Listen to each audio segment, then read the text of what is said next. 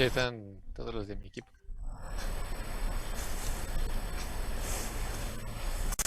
Estamos. Adelante.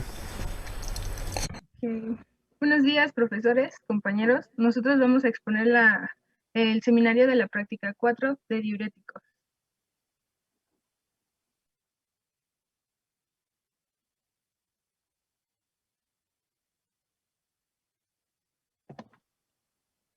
Ok, voy a comenzar hablando acerca de los mecanismos generales del transporte epitelial renal.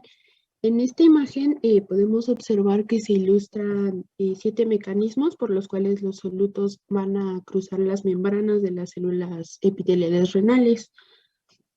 En caso de que haya un flujo abundante de agua a través de la membrana, las moléculas del soluto se van a poder transferir por convección a través de esta membrana. A este proceso se le llama como arrastre de solventes, que es este que se ilustra en el número 1. En caso de que los solutos tengan suficiente liposolubilidad, también se pueden disolver en la membrana y difundirse a través de esta, de acuerdo a los gradientes electroquímicos. Esto sería por difusión simple. También, pues, a pesar de esto que les menciono, hay algunos solutos que tienen una liposolubilidad limitada, por lo cual su transporte va a depender de las proteínas integrales que se encuentren en la membrana celular. En algunas de estas situaciones, estas proteínas integrales que les menciono solamente van a proporcionar una vía de conducción, que sería un poro, a través del cual el soluto va a poder difundirse de manera pasiva. Esto se le llama difusión mediada por conductos, que este circulito sería como una representación de un poro.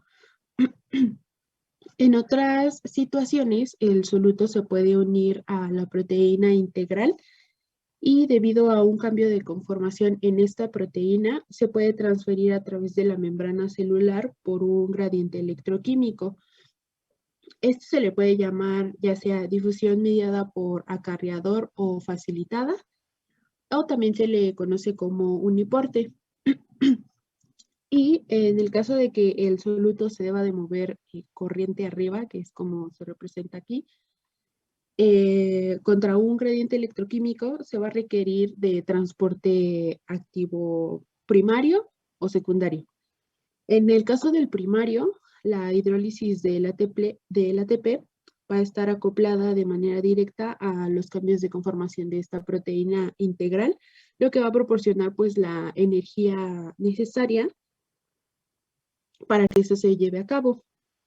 A menudo este último tipo de transporte que les menciono se usa para crear un gradiente electroquímico para algún soluto y la energía libre de este gradiente de soluto se va a liberar entonces para así impulsar el transporte de corriente arriba de otros solutos. Este proceso que les menciono requiere de simporte o de antiporte, recordando que el simporte es un cotransporte de especies de solutos en la misma dirección y el antiporte es en dirección contraria. Y a este se le conoce como transporte activo secundario. Y bueno, pues las clases de transporte que se logran en los segmentos de la nefrona van a depender principalmente de los transportadores que se encuentren y de si se encuentran ya sea en la membrana luminal o en la membrana vasolateral. La siguiente, por favor.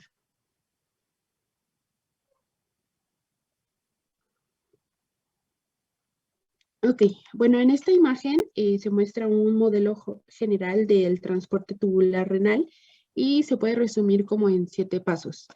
El primero es,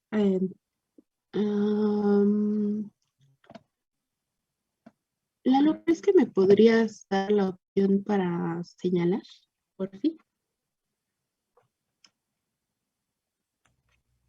Creo que la tienes que solicitar en control remoto tú mismo. Ok, sí, sí, sí, ya, ya, ya.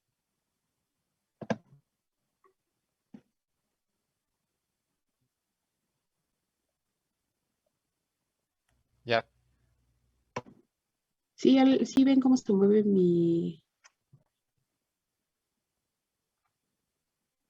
la flechita. Sí, sí se ve. Ah, ok. Un primer caso es en el que la sodio-potasio ATPasa, que es esta que se encuentra aquí, que está en la membrana vasolateral, se va a encargar de hidrolizar al ATP hacia ADP por acción de esta ATPasa, lo que va a dar como resultado el transporte del sodio a los espacios intercelular e intersticial. Va a haber también ingreso de potasio a la célula y se va a establecer y conservar un gradiente electroquímico del sodio a través de la membrana que se va a dirigir hacia el interior. Otro caso es en el que el sodio se va a difundir a través de la membrana luminal por medio de canales de sodio. Esto es hacia la célula epitelial por el gradiente electroquímico por sodio que se va a establecer mediante las sodio-potasio ATPasas vasolaterales, que son estas mismas que les menciono. Además, también la energía libre que se encuentre disponible en el gradiente electroquímico para el sodio se va a aprovechar por las proteínas integrales que se encuentren en la membrana luminal, lo que nos va a dar como resultado un cotransporte de diversos solutos contra sus gradientes electroquímicos mediante portadores como por ejemplo sodio-glucosa o sodio-aminoácidos, entre otros. Este proceso va a generar el movimiento del sodio y de los solutos cotransportados fuera de la luz tubular hacia la célula. Asimismo, también los antiportadores van a cotransportar al sodio fuera de la luz tubular y algunos solutos hacia adentro de esta última. Un tercer caso es en el que el sodio va a salir de la membrana vasolateral hacia los espacios intercelular e intersticial por medio de la bomba de sodio o por medio de simportadores o antiportadores que se encuentran en la membrana vasolateral. Y un cuarto caso es en el que la acción de los importadores que se encuentran enlazados al sodio en la membrana luminal van a hacer que la concentración de sustratos para que estos importadores aumenten en la célula epitelial. Estos gradientes electroquímicos van a permitir la difusión simple o el transporte mediado de solutos hacia los espacios intercelular e intersticial. Este puede ser mediado por importadores, antiportadores, uniportadores y también por canales.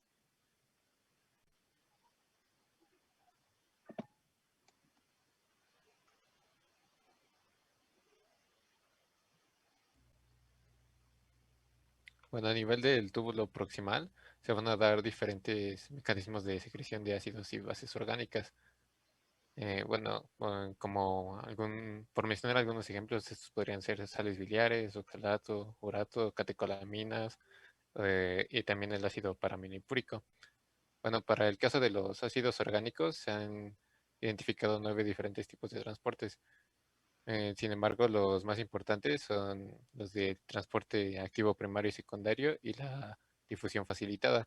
Entre el transporte activo primario encontramos que está la bomba de sodio-potasio y en el secundario que, bueno, ahí se utiliza el gradiente a su favor para el transporte de las moléculas. Están los importadores y los antiportadores que bueno, los importadores vendrían siendo los que tienen una misma dirección de flujo y los antiportadores tienen bueno, sí, tienen diferentes flujos, uno que sale y uno que entra.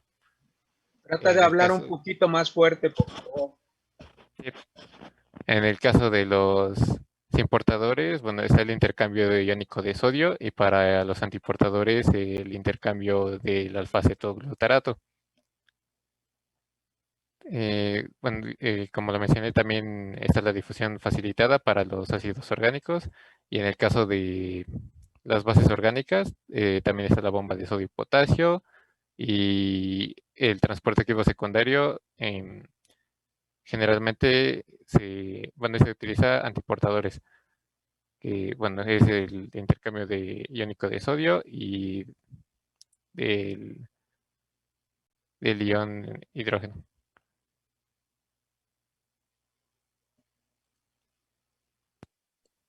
Bueno, los diuréticos son fármacos que incrementan el flujo de orina y la excreción de sodio. Estos se usan principalmente para regular el volumen de los líquidos corporales en diversas situaciones clínicas. Modifican el control renal de otros cationes como potasio, hidrógeno, calcio, magnesio y aniones como cloruro, bicarbonato, ácido fosfórico y ácido úrico. Estos pueden modificar de manera indirecta la hemodinámica renal.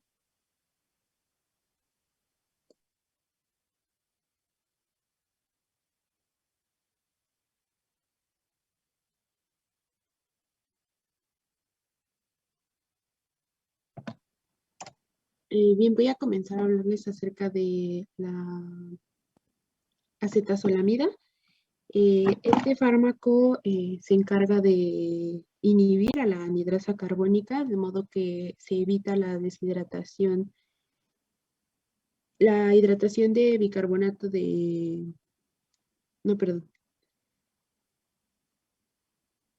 Se evita la deshidratación de ácido carbónico y la hidratación de dióxido de carbono en el túbulo contorneado proximal. Para poder entender el mecanismo que, por el cual actúa la acetazolamida, es importante también comprender pues qué es lo que hace esta anhidrasa carbónica.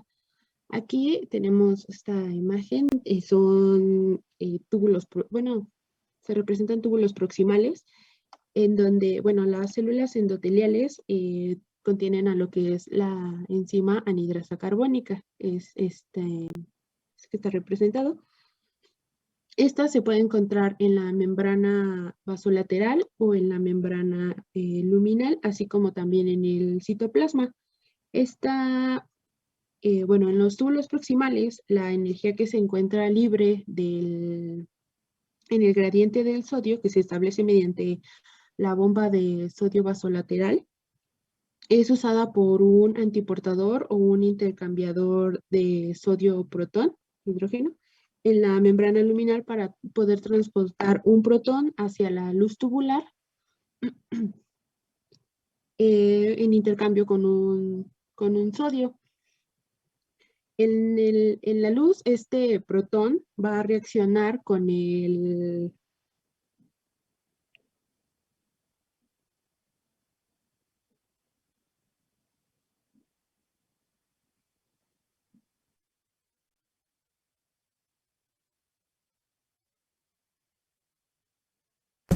Ya no te escuchas. Ya no reaccionó. De hecho, no sé si se salió de la sesión. Internet.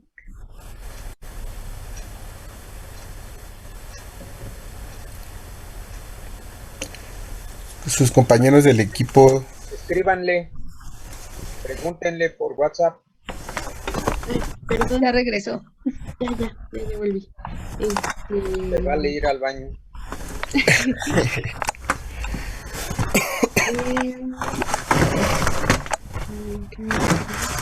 Valentín, creo que tú metes ruido.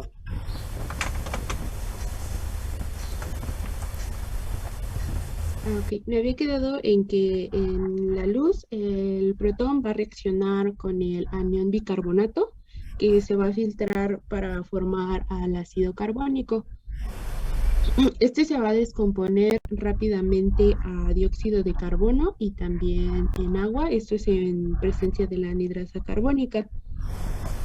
El dióxido de carbono es lipófilo y se va a difundir bastante rápido a través de la membrana luminal hacia la célula epitelial. Aquí es en donde va a reaccionar con agua para formar ácido carbónico y pues esta reacción igual es catalizada por la anhidrasa carbónica. Esta acción continúa cuando el antiportador de sodio-protón conserva una concentración baja de protones en la célula, de modo que el ácido carbónico se va a ionizar de manera espontánea para formar un protón y carbonato, lo que va a crear un gradiente electroquímico para el Bicarbonato. bicarbonato, para el anión bicarbonato a través de la membrana vasolateral. El gradiente electroquímico para este anión bicarbonato se va a usar por un simportador de, de sodio anión bicarbonato, que es este de aquí. De esta forma se va a transportar al...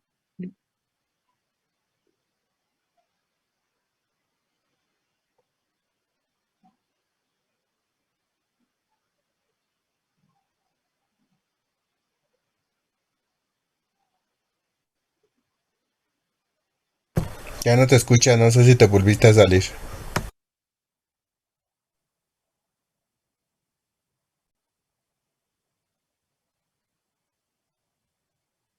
Solamente soy yo que no lo escucha. Sí, no se escucha. Pero si se salió, pues aunque le digas... No, ahí está. va- Ya parece que está dentro de la sesión. No sé si tenga problemas con su internet.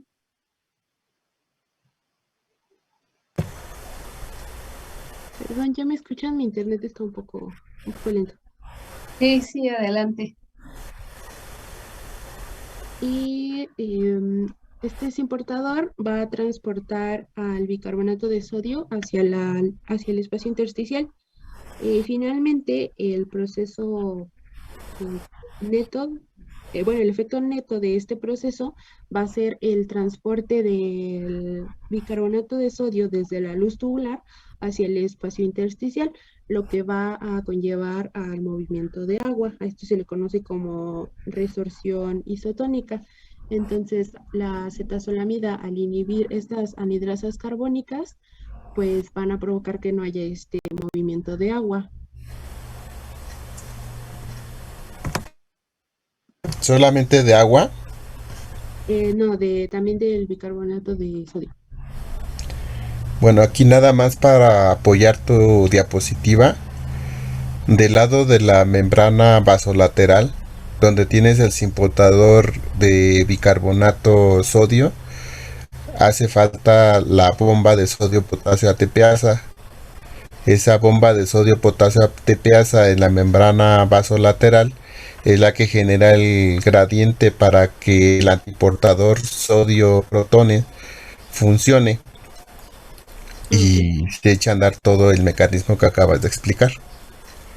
Vale, gracias. Vale. Continúa. La siguiente, por favor.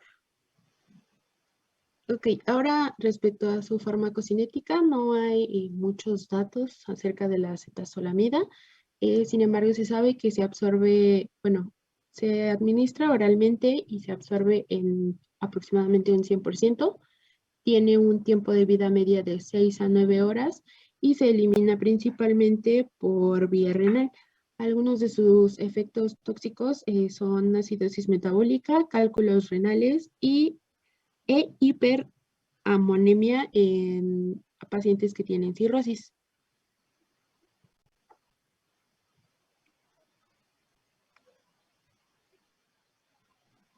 Bueno, otro de los diuréticos que vamos a utilizar en la práctica es la furosemida. Esta es un inhibidor de la reabsorción de sodio y también es conocido como diurético del asa. Esto porque actúa en la porción gruesa de la rama ascendente del asa de Henle.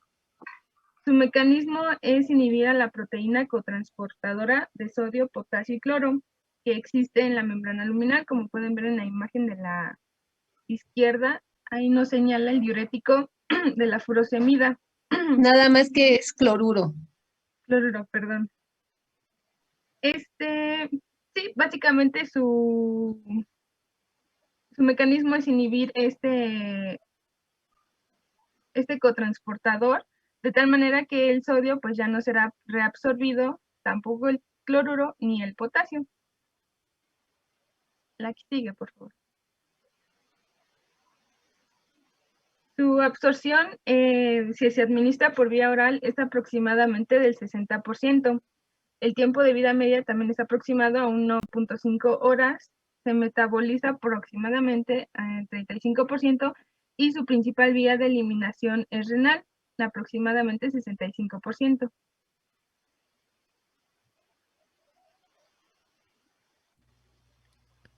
Bueno, la hidroclorotiazida es un fármaco inhibidor del transporte de sodio cloruro. Actúa a nivel de este importador. Bueno, este fármaco es de los diuréticos de las tiazidas, que bueno, generalmente tienen este grupo que son las sulfonamidas y son derivados de las benzodiazinas. Entre sus efectos adversos pueden estar algunos trastornos del sistema nervioso central, del tubo digestivo, trastornos hematológicos y dermatológicos. Bueno, al inhibir ese importador, lo que va a hacer es aumentar la concentración de estos iones y, bueno, por lo tanto va a favorecer la diuresis. Su absorción se da por vía oral, bueno, es relativamente favorable, del 70%, tiene un tiempo de vida media de 2 horas y media y su eliminación es por vía renal. Bueno, en cuanto al triamtereno, es un inhibidor de los canales de sodio del epitelio renal. Estos fármacos también son conocidos como diuréticos ahorradores de potasio. El triamtereno actúa bloqueando los canales de sodio a nivel del túbulo distal de la nefrona, lo que produce un incremento en la excreción de sodio y una reducción en la eliminación de potasio. La siguiente, por favor. En cuanto a su proceso ADME, se administra por vía oral, su biodisponibilidad es del 50%, se metaboliza de manera extensa hacia un metabolito activo que es el sulfato 4-hidroxitriamtereno y este metabolito se excreta en la orina.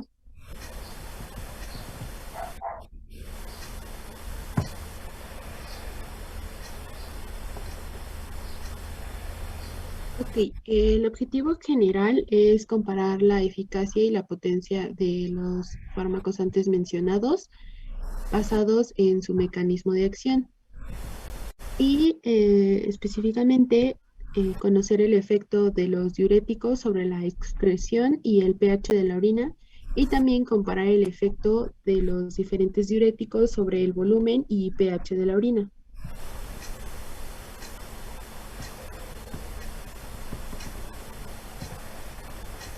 Sí, para esta práctica, los fármacos utilizados serán administrados por vía intragástrica.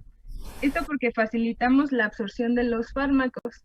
Se necesita de ratas en ayuno, porque igual de esta manera vamos a facilitar la absorción del fármaco y vamos a utilizar solución salina isotónica como medio de control.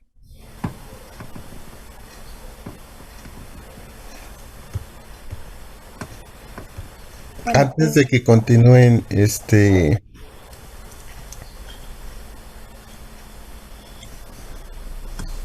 es todo lo que tiene de fundamento?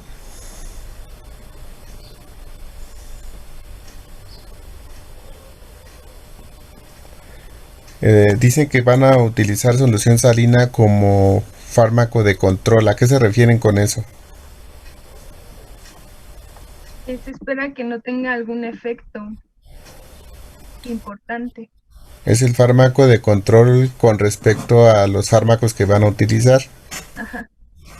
Pero además... No es un fármaco la solución salina, ¿eh? Sí. Pero además utilizaron solución salina como... Le administraron, de hecho, a la rata un volumen de solución salina isotónica.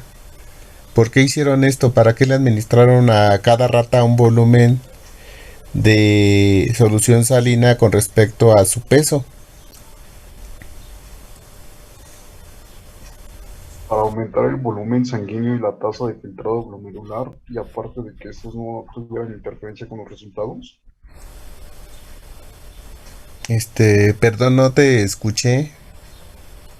Ah, bueno, yo había investigado que se administraba para aumentar el volumen sanguíneo, aumentar la tasa de filtrado glomerular y que no hubiera ningún cambio en la osmosis de la rata, y aparte de que no tuviera interferencia con los resultados.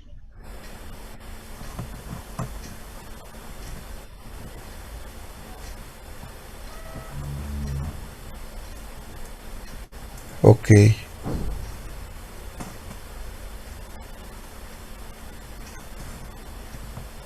Am,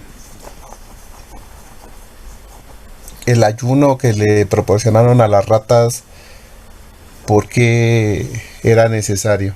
Miren, tienen que empezar primero por qué usaron ratas y ya después todo lo demás.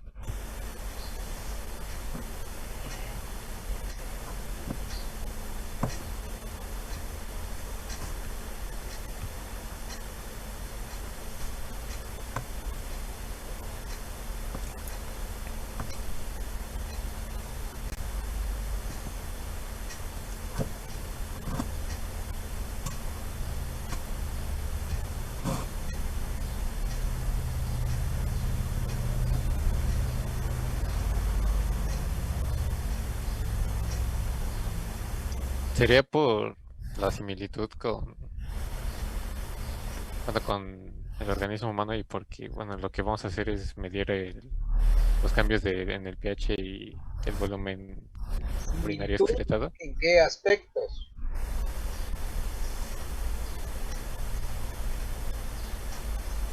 Mm,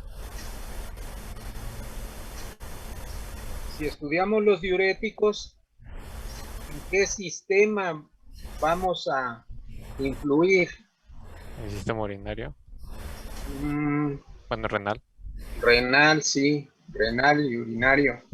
Entonces, bueno, esos procesos renales y urinarios son los que son semejantes a los que se producen en el ser humano. Entonces, ahí están todos esos transportadores de los que nos hablaron, están presentes ahí en la rata, todos esos receptores de los que hablaron en donde actúan los diuréticos están presentes en la rata. Entonces, por eso es que es elegible la rata. Bueno, ya eligieron la rata, ahora sí, el procedimiento que llevaron a cabo con ellas, ¿cuál es la razón? Bueno, el ayuno fue para evitar las interacciones de fármaco-alimento y, bueno, sobre todo porque también los alimentos pueden modificarle los valores de pH. Sí.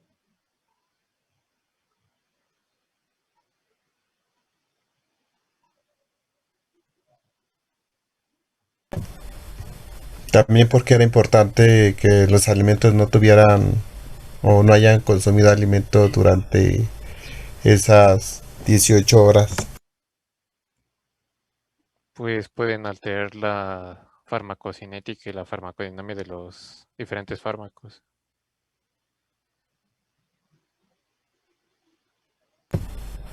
Sí, ustedes colocaban, bueno, en el manual el procedimiento les indica que a las ratas, una vez administradas tanto del fármaco como del volumen de solución salina isotónica, las colocaban en jaulas metabólicas.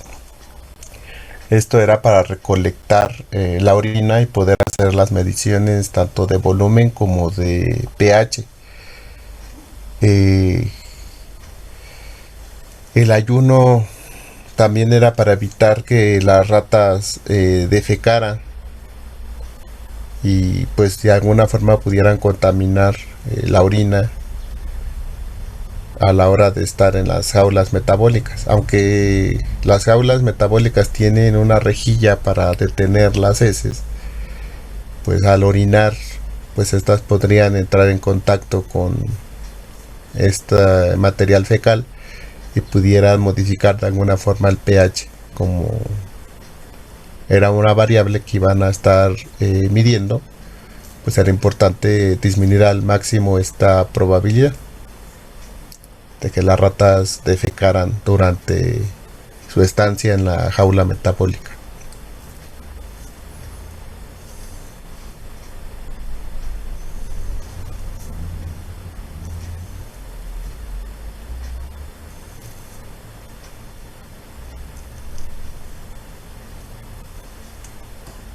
¿Tienen alguna otra pregunta, profes, para que pasen a la parte de resultados? Pues ya quedó lo de la carga de salina. Eso ya quedó claro. ¿Y por qué esa solución salina isotónica? ¿Por qué no de otra concentración?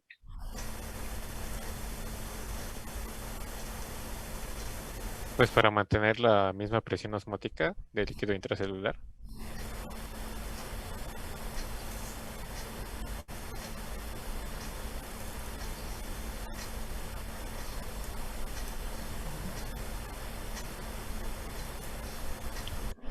¿Sí se escuchó lo que dije?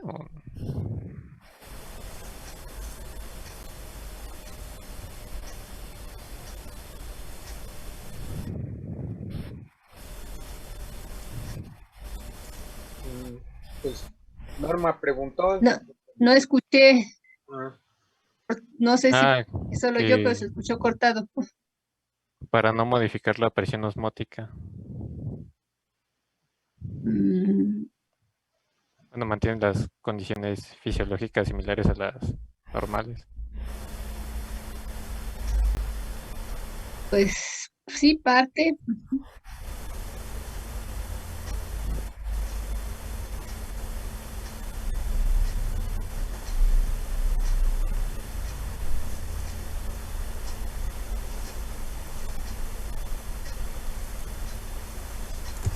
¿Para qué otra cosa más administraron ese volumen de solución salina con respecto al peso de las ratas?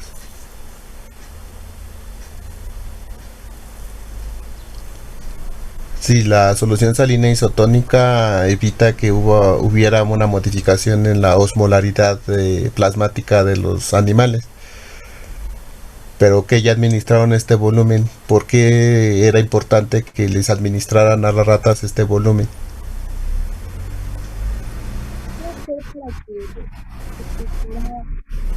¿Alguien está hablando? Karina, no te escuchamos. Perdón. Que sí, podría ser también para que, digamos, el volumen administrado tenía que ser el mismo para todas las ratas, para que también, digamos, que tuviera el mismo volumen de excretar. No te escuché, no, te escucho muy lejos y no escuché lo que dijiste. ¿Podrías acercarte al micrófono? Sí, que si se administró la misma o el mismo volumen de solución salina isotónica para que las ratas tuvieran el mismo volumen a excretar, por así decirlo, y esto no afectara en los resultados. Sí, de alguna forma ustedes tendrían que asegurar que las ratas tuvieran un volumen para excretar, que todas tuvieran ese mismo volumen. Era importante porque iban a utilizar diferentes fármacos diuréticos con diferentes potencias. Entonces necesitaban asegurar que todas las ratas utilizadas en el experimento tuvieran la misma probabilidad de orinar o tener el volumen suficiente para poder ver el efecto que producían los fármacos. Por eso administraron este volumen de solución salina isotónica, para que estas ratas tuvieran un volumen plasmático suficiente para poder observar el efecto diurético que iban a medir con el uso de estos diferentes diuréticos.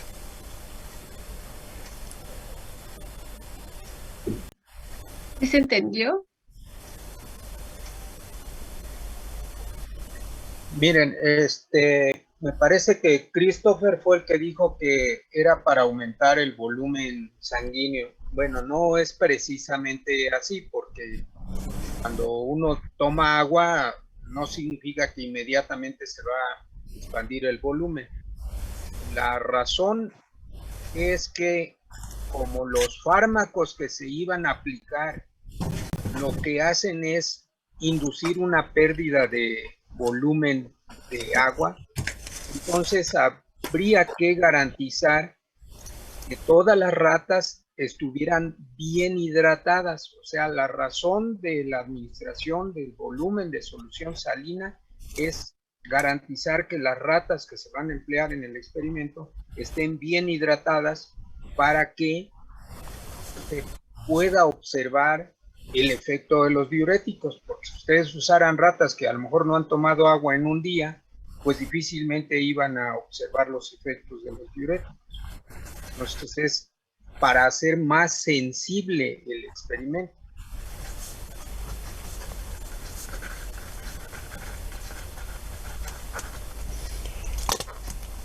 ¿Sí les queda claro, chicos? Sí, profe. Sí, profesor. Sí, profesor.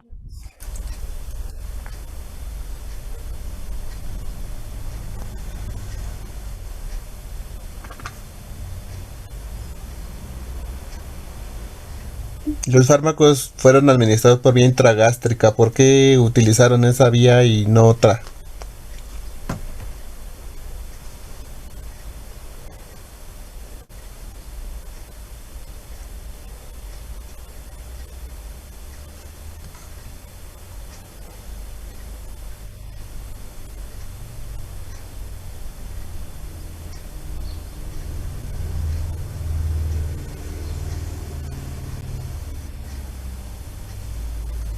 Pues, bueno, es relativamente fácil y de bajo costo, además de que simula la vía oral, que es por la que principalmente se administran este tipo de fármacos. Pues si ustedes han administrado por vía intragástrica a alguna rata, a algún ratón, se van a dar cuenta que no es fácil. O sea, no es por la facilidad de administración. De hecho, pues una de las vías de administración más complicadas. Pero existe otra razón más lógica. Y ustedes estuvieron hablando del ADME de todos los fármacos que utilizaron. Para evitar el efecto de primer paso por las enzimas presentes en la saliva. No, pues si por la vía que administraron no se O bueno, brincan su el absorción. efecto del primer paso. La absorción es por vía oral principalmente. Exacto, la mayoría de los fármacos tienen una buena absorción por vía oral. Entonces, a excepción del triptereno, que creo que era del 70%, me parece, o del 50%, tienen una muy buena biodisponibilidad oral. Entonces, esta es la razón por la cual se administran por esta vía. ¿Vale? Ahora sí, por favor, si ya no hay más preguntas sobre el fundamento de la práctica, podemos continuar con los resultados. Bueno, en esta diapositiva mostramos la gráfica del curso temporal del efecto de la administración por vía oral de solución salina isotónica, triamtereno, hidroclorotiazida, acetolamida, furosemida y glicerina sobre el volumen urinario excretado en ratas. A ver, ¿cómo se llama la CP?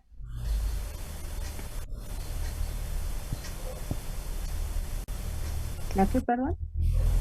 El inhibidor de la anhidrasa carbónica, ¿cómo se llama?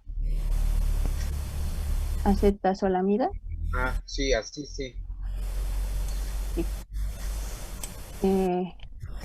Los datos representan la media más menos el error estándar con una n igual a 6.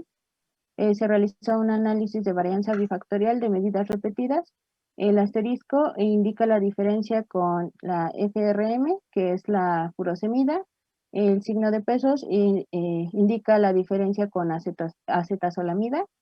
Y el símbolo del gato representa la diferencia con triamtereno.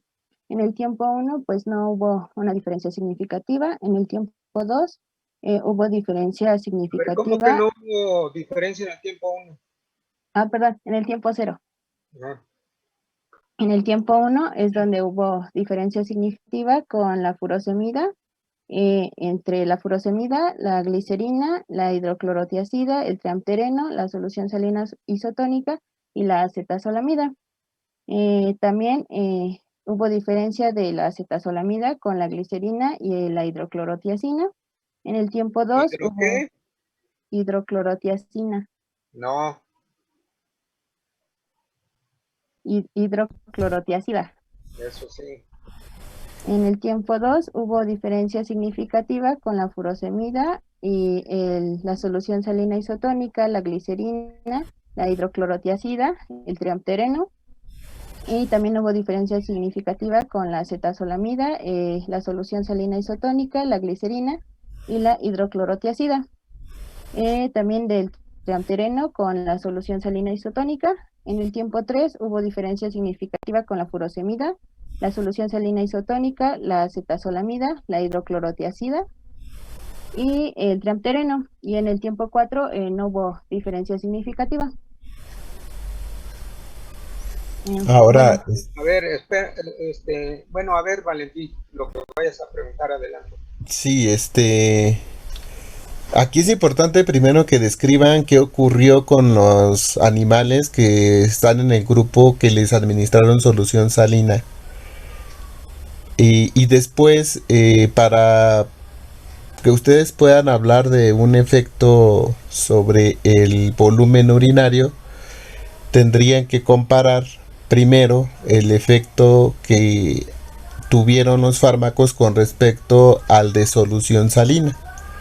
Esto les dará una idea de qué ocurre con el uso del fármaco con respecto a las ratas a las que les administraron solamente la solución salina. Eso por un lado. Y por otro lado también es importante la comparación entre los fármacos, como lo acabas de mencionar. Pero hay que centrarnos en los efectos más evidentes que obtuvieron con sus resultados. Entonces, por favor, primero descríbanos qué pasó con una rata, bueno, con las ratas del grupo con solución salina, y después díganos qué pasó con respecto a ese grupo con los demás fármacos. Okay. Bueno, primero a las ratas administradas con solución salina, que estas fueron las ratas control que se indican con el color verde. Estas en el tiempo 1 hubo un ligero aumento en el volumen urinario, sin embargo posteriormente pues descendió. Después se administró con furosemida a otro grupo de ratas y en se observó en el tiempo 1 un aumento en el volumen urinario. Esto puede deberse a que la furosemida tiene una biodisponibilidad del 60%, ya que es un bloqueador del cotransportador de sodio-potasio 2-cloruro en la membrana apical de la rama ascendente de la Sadengelne, lo que hace que se disminuya al máximo la concentración y la dilución urinaria. Esto incrementa la excreción urinaria de agua y sodio de un 20 a un 25% y también aumenta la excreción urinaria de potasio, calcio y magnesio. Posteriormente, cuando se administró acetazolamida, este es un inhibidor de la anhidrasa carbónica. A ver, el efecto, perdón, el efecto de la furosemida la primera hora aumentó casi 4 veces lo que orinó una rata del grupo de solución salina. Y a la segunda hora, ¿qué pasó con ese volumen de excreción? Y a la tercera hora y finalmente a la última hora, ¿qué pasó con el volumen de excreción de estas ratas de furosemida con respecto al de solución salina? A lo que me refiero es, ¿hubo diferencia significativa a la segunda y a la tercera hora con respecto al grupo de solución salina? Sí, Entonces tuvo un efecto diurético el fármaco desde la primera, la segunda y la tercera hora. Y a la cuarta hora, pues se podría decir que se reguló o se volvió a estabilizar el volumen urinario, ya que pues en la hora número 4 pues ya no hubo diferencia significativa con respecto a exacto, la solución salina isotónica. exacto. Entonces el efecto diurético de la furosemida fue mayor ¿a qué hora? Al tiempo 1. A la primera hora. Y a la segunda y tercera hora seguía teniendo un efecto diurético. O sea, con respecto a solución salina, seguían orinando a estas ratas más que el grupo de solución salina. Y a la última hora podríamos decir que el efecto de la furosemida ya no se observó. ¿Sí? Sí.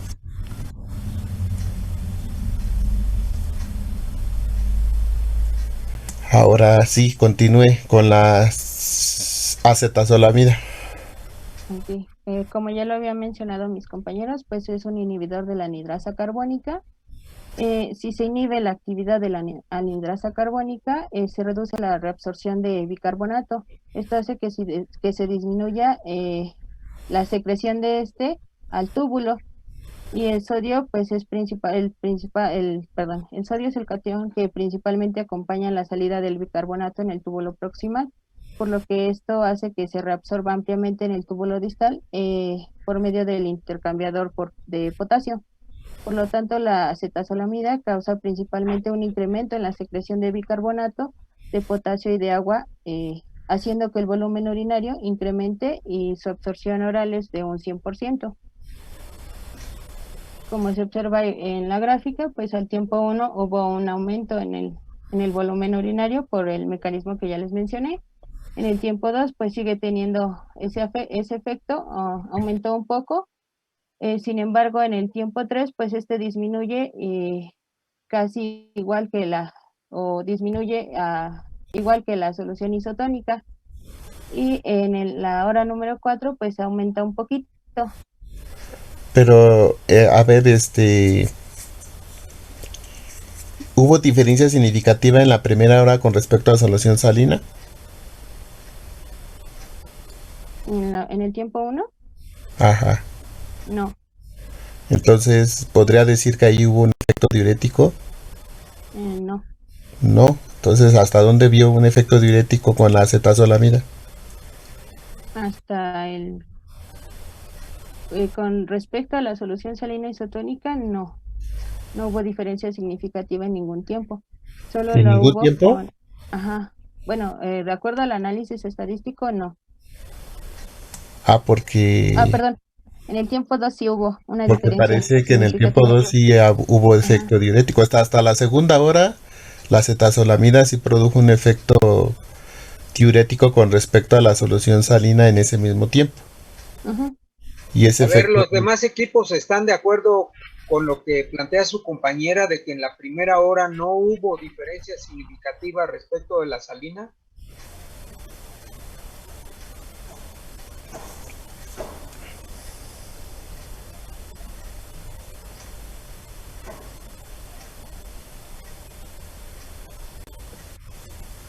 Creo que nada más estamos hablando con el equipo que está presentando.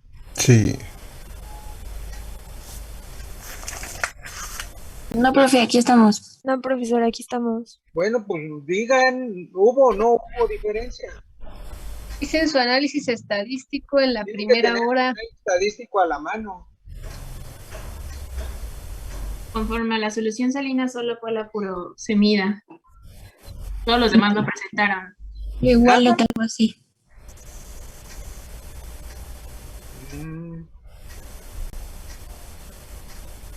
Qué extraño. Bueno.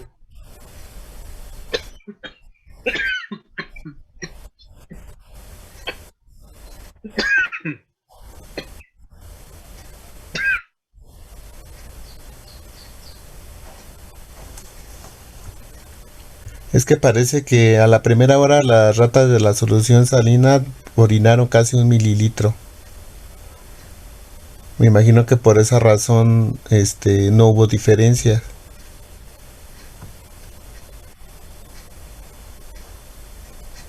Pareciera ser esa la razón. Bueno, entonces a la tercera hora y a la cuarta hora ya había desaparecido el efecto diurético con respecto a la solución salina.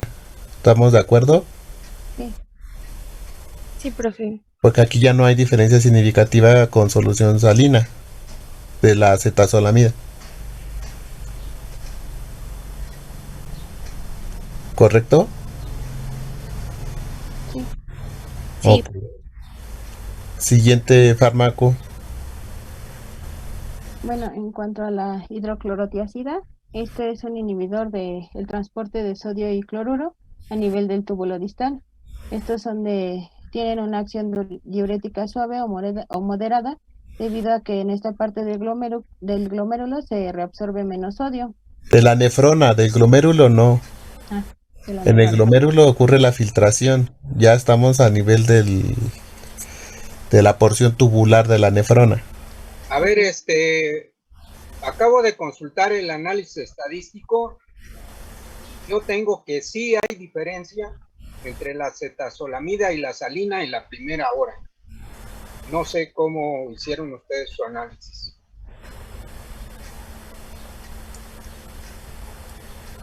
¿Qué programa utilizaron? Parece el Sigma Plot. Sí. Miren, me dejan compartir la pantalla para presentarles el análisis estadístico.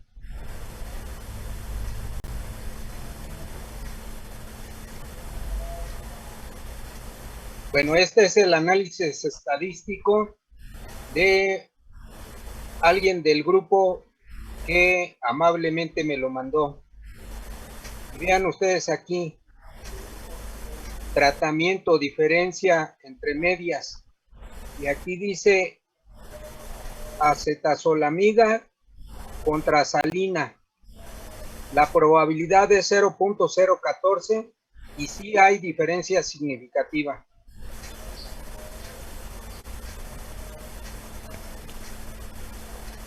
Entonces, pues no sé qué. ¿Al tiempo 1? Acetazolamida. Sí. Sí, pero ahí es al No, es el tratamiento, ¿no? general. Sí, es esa. Si encontraron al tiempo 1.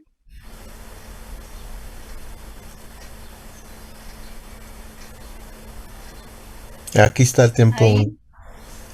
¿Dónde está? Sí, en el tiempo 1. Acetazolamida difiere de glicina, de hidroclorotiazida, de triamtereno. No hay. No, por eso de salina no difiere. Y en el tiempo 2 sí hay diferencia. Ahí sí hay, por eso hay diferencia en general. Estaban bien sus datos. Sí. Bueno, sí hay diferencia en la hora 2.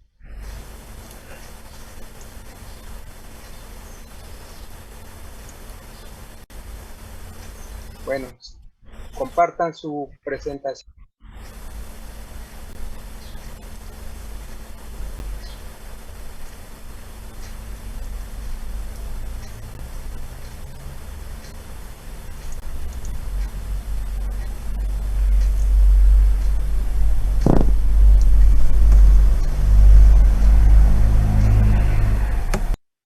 Bueno, la hidroclorotiazida es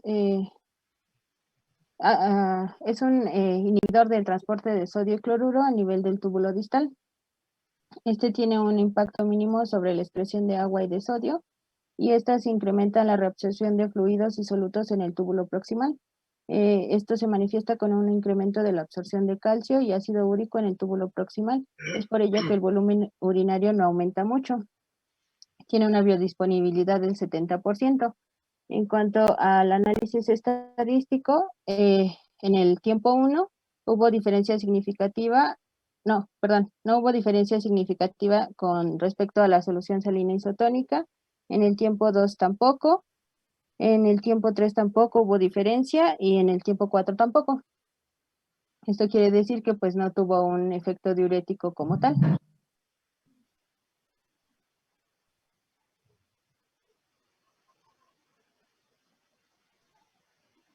Bueno, en cuanto a la glicerina, estos son diuréticos que no son metabolizados por el organismo y son filtrados en forma inalterada al espacio tubular. Estos incrementan la osmolaridad del flujo tubular, resultando en excreción aumentada de agua acompañada de un poco de sodio. En cuanto al análisis estadístico, con respecto a la solución salina isotónica, no hubo diferencias significativas en ningún tiempo. En cuanto al tramtereno, como ya lo habíamos mencionado, es un bloqueador de los canales de sodio a nivel del túbulo distal de la nefrona y produce un incremento en la excreción de sodio y una reducción de la eliminación de potasio. Su biodisponibilidad es del 50% y presentó diferencia significativa en el tiempo 2 con respecto a la solución salina isotónica. Esto quiere decir que, en el tiempo 2 tuvo un efecto diurético, sin embargo, no se mantiene, ya que en el tiempo 3 no hay, ni en el tiempo 3 ni en el tiempo 4 hay diferencia significativa. Y eso sería todo en el caso de esta gráfica.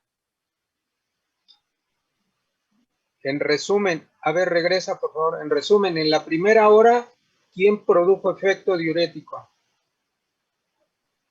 La furosemida y la acetazolamida. Quedamos que la acetazolamida no había tenido efecto en la primera hora. Por eso les se revisó el análisis estadístico. Sí. ¿Solamente tuvo efecto quién? La furosemida. Ok, en la segunda hora. En el tiempo 2 tuvo efecto diurético la furosemida, la acetazolamida y el tramtereno. El tramtereno, ¿es el triángulo hacia abajo? Línea azul. Es la línea azul con el círculo. Se me hace raro, pero porque la media es más pequeña que la de la acetazolamida en la primera hora. Pero bueno. Pero la salina es más baja la segunda hora. ¿Y en la tercera? En la tercera solo tuvo efecto diurético la furosemida. ¿Y en la cuarta? En la cuarta ningún fármaco tuvo efecto diurético. Ya todas las ratas excretaban de manera normal. En adelante.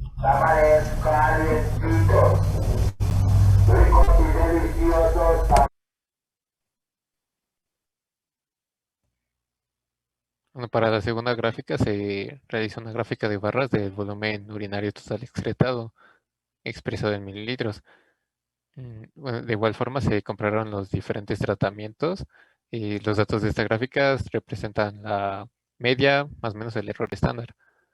Se analizó con la prueba nova unifactorial, homicida, donde se representaron las diferencias significativas con un asterisco para la furosemida y con el signo de pesos para la acetodiazina. ¿Para quién?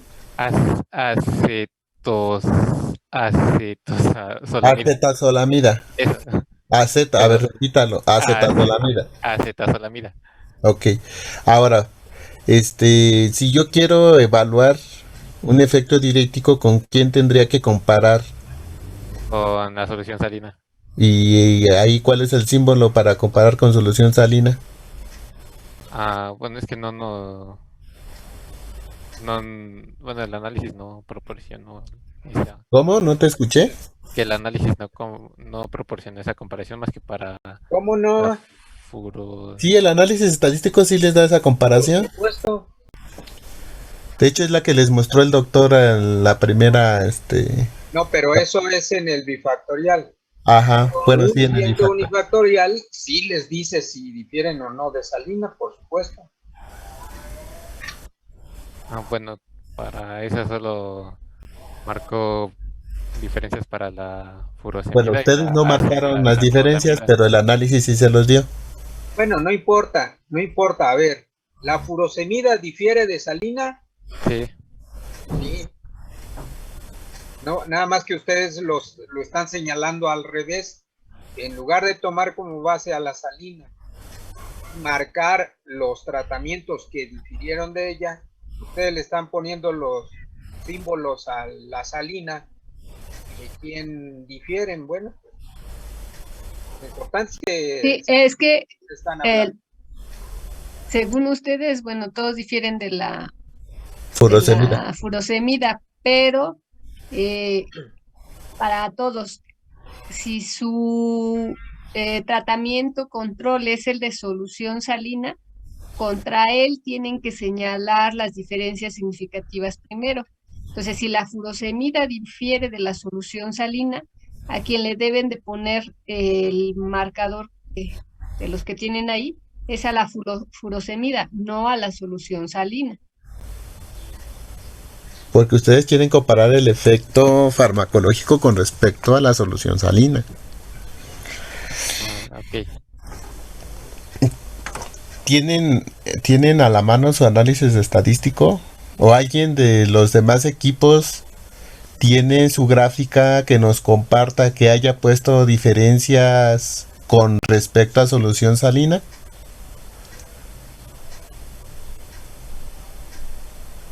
Equipo 1, equipo 2, 3, 4, 5, 6. ¿Tienen su gráfica donde hayan comparado con solución salina? Sí, profe. ¿Qué equipo dijo que sí? Pues no sé. Sí. ¿Qué equipo es? ¿Pueden compartir su gráfica? Sí. Permítame, se está compartiendo. Bueno, estoy intentando, lo que pasa es que está un poco lento mi conexión a internet.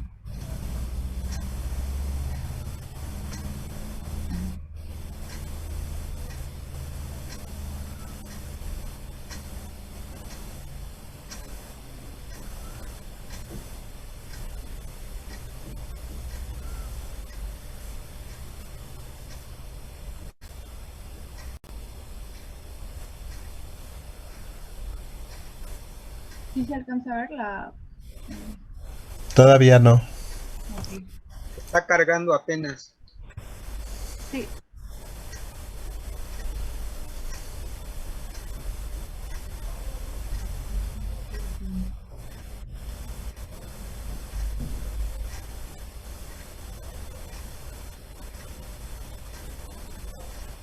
Nosotros la pusimos así, bueno, pusimos los asteriscos por colores para que fuera más fácil.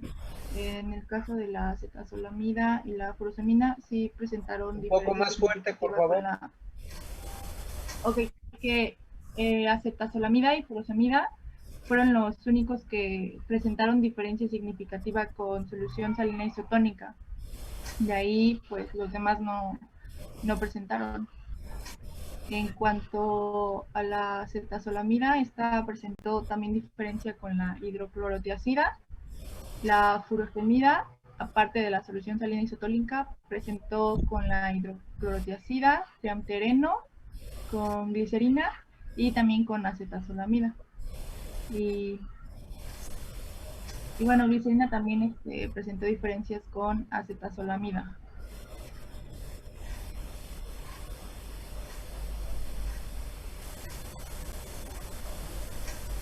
Entonces, según esta gráfica, ¿cuáles son los fármacos que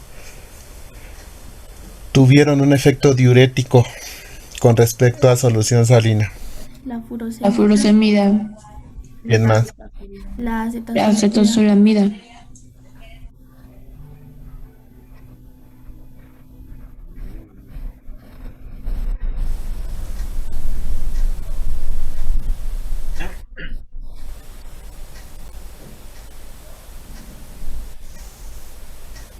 Y bueno, es evidente que el fármaco que mayor efecto diurético produjo fue la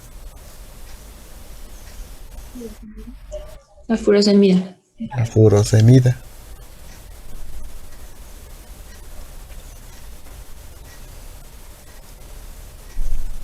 Muy bien, los del equipo, regresen, gracias por ayudarnos a presentar sus resultados. los del equipo 3 regresen a su gráfica.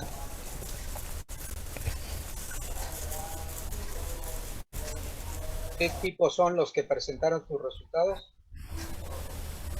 El equipo 1. Gracias.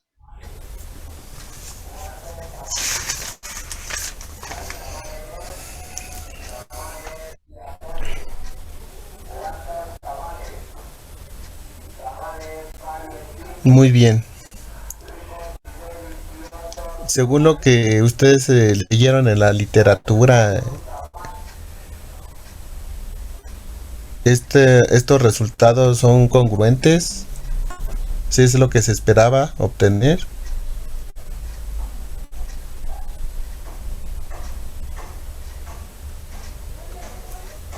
Para la acetazolamida sí, pero bueno, por ejemplo, para la glicerina también se esperaban efectos diuréticos, sin embargo, no, en este experimento no se ve reflejado.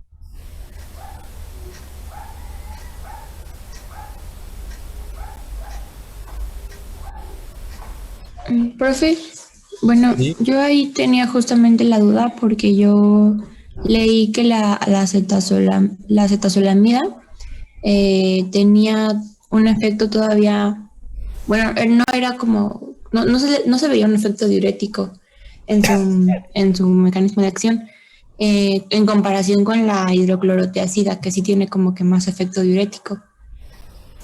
Sí, de Y hecho, pues salió más alta la acetazolamida. sí, de hecho, por eso les preguntaba con respecto a lo que leyeron en la literatura, si estos resultados reflejan lo que encontraron en, en las publicaciones, en los libros. Y según esto, de hecho, la acetazolamida es el diurético que menos efecto diurético produce. De hecho, no tiene uso como diurético. Más bien lo tiene en otros padecimientos. Pero bueno, en este experimento, pues parece que tuvo efecto diurético mayor que la hidroclorotiazida. Y la Tengo la glicerina. impresión de que nos cambiaste los datos, Vale. No, profe, son los que... Es la tabla que usted me compartió.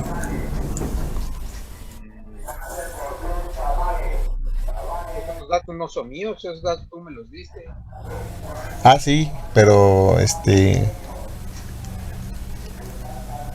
fueron los que le envié, usted revisó, me los regresó y ya los publiqué en el semestre pasado. Hace 2 años. Pero sí, sí están raros. Porque yo me acuerdo que la hidroclorotiazida quedaba en segundo lugar, en tercero la acetazolamida, la glicina no tenía efecto. Es muy extraño. Bueno, así dio y así lo van a informar.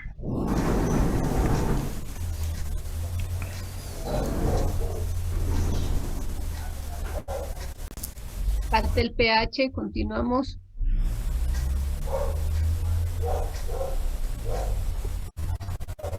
Bueno, para la figura 3, aquí representamos el pH de orina excretada tras la administración de solución salina, de triamtereno, hidroclorotiazida, acetazolamida, furosemida y glicerina. Los datos representan la mediana más o menos el error estándar.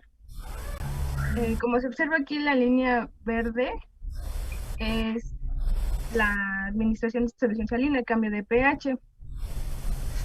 Y comparada con el que se observa que tiene una diferencia es de la acetazolamida, ya que como vimos anteriormente, la acetazolamida disminuye la reabsorción de bicarbonato en el túbulo proximal. Este bicarbonato va a generar que el pH de la orina se eleve y por esto es que es diferente de la solución salina. A diferencia de, por ejemplo, el triamtereno, como vimos, nada más se inhibe la reabsorción de sodio. Y realmente no tiene tanta diferencia a comparación de la solución salina.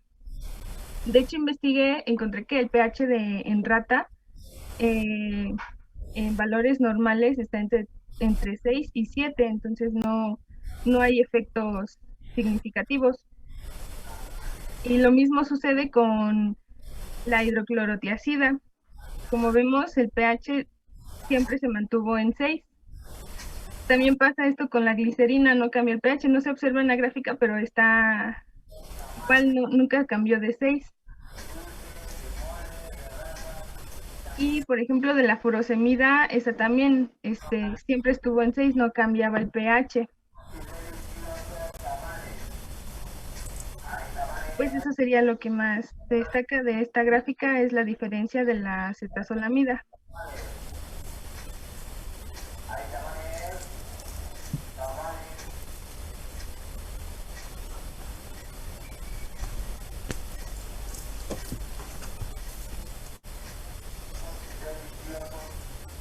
Profe, yo Muy tengo bien, una las duda ahí. conclusiones.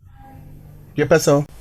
Bueno, es que como dice la compañera, en cuanto al triamtereno, no hubo cambios, pero de todos modos en el último tiempo hubo una disminución de la acidificación.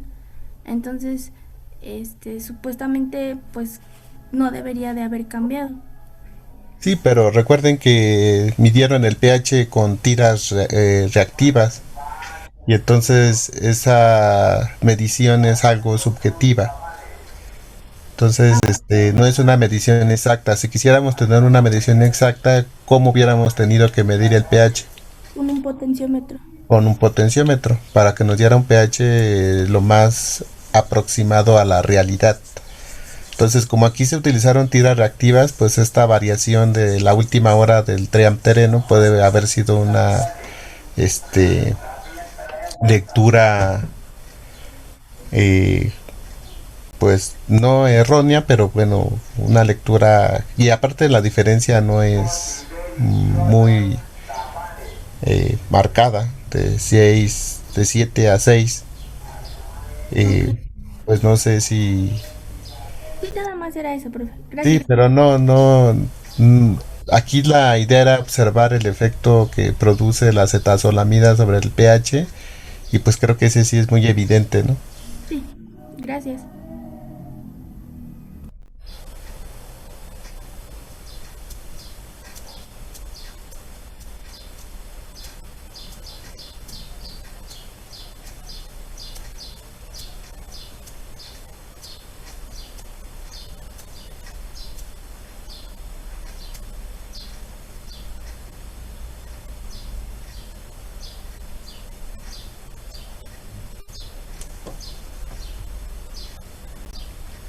Como conclusiones tenemos que la furosemida fue el fármaco con mayor efecto diurético.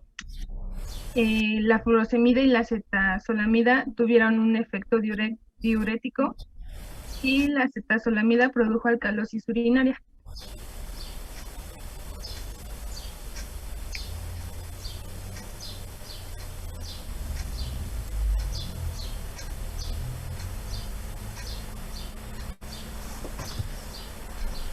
Muy bien, ¿alguna observación, maestra, maestro? Pues que buscando en mis archivos ya encontré la gráfica de los datos de la que yo hablo y sí son diferentes.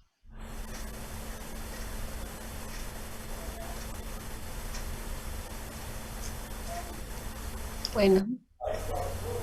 Preguntas, chicos, sobre las conclusiones o alguna duda sobre la práctica.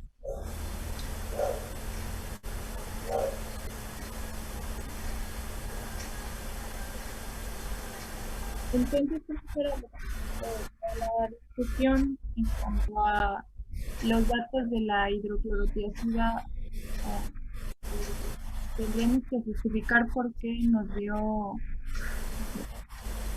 una diferencia significativa con la solución salina isotónica, o ponemos datos incorrectos. Yo diría que tanto como justificarlo, pues a lo mejor no.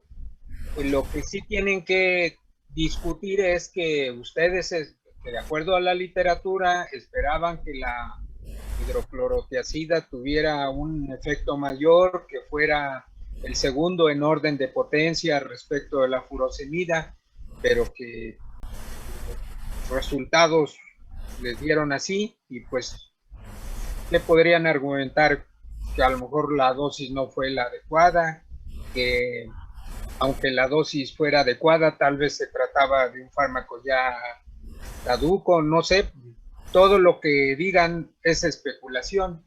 Lo que sí tienen que decir es qué esperaban encontrar y pues no encontraron, ¿verdad?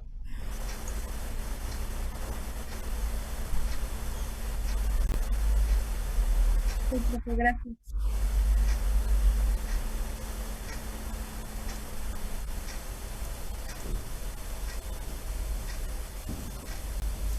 ¿Ya no hay más preguntas?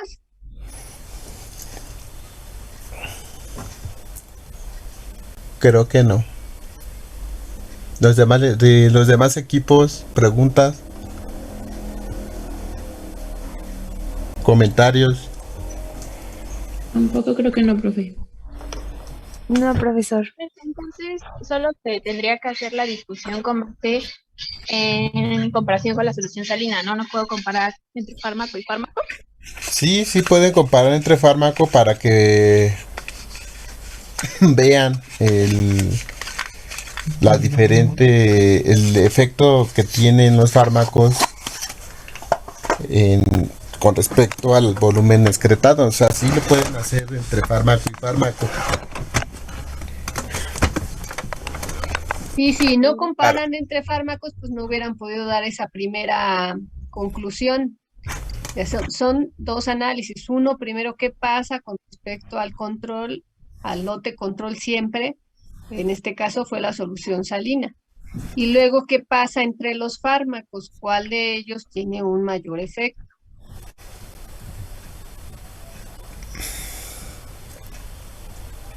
O sea, sí lo tienen que mencionar porque pues de ahí salió la primera conclusión. Y de hecho también podrían poner una conclusión de la potencia relativa de los diuréticos como les dio en sus resultados. O sea, según su gráfica, el más potente fue la furosemida. Después de la furosemida fue la acetazolamida, me parece, ¿no?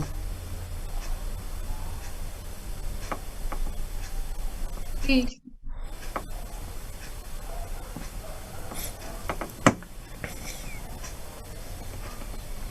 Entonces sí tienen que hacer las comparaciones entre fármacos. ¿Alguna otra pregunta?